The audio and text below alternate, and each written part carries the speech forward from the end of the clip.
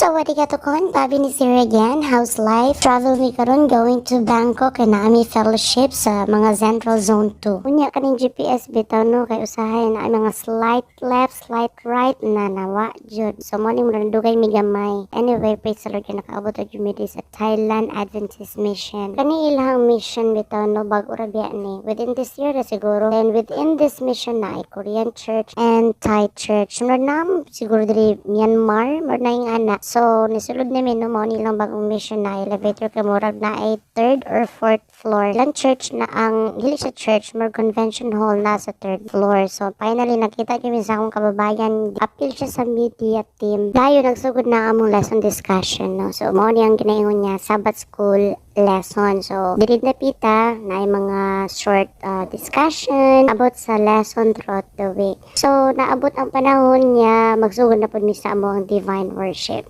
And there's a lot of singers and basta ang team kasi namo diri is worship and fellowship with our brothers and sisters. Dayon na po tayo mga inspiring testimonies hanto nga nag-closing song nami. So that is the sequence of our program until nga nahuman ang program for this morning divine service. Nagkita din sila o mga kabatch.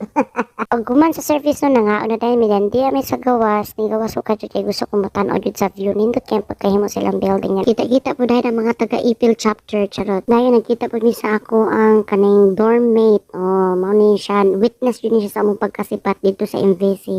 So, pag human na mo chika-chika ditong dapita, nanaka na po mi balik kaya na ay elders ordination din dapita, no? So, pagkahuman sa program, ano ay picture. Ang dito makapit sa picture, walay pa ni hapon. So, nangapil yun mi.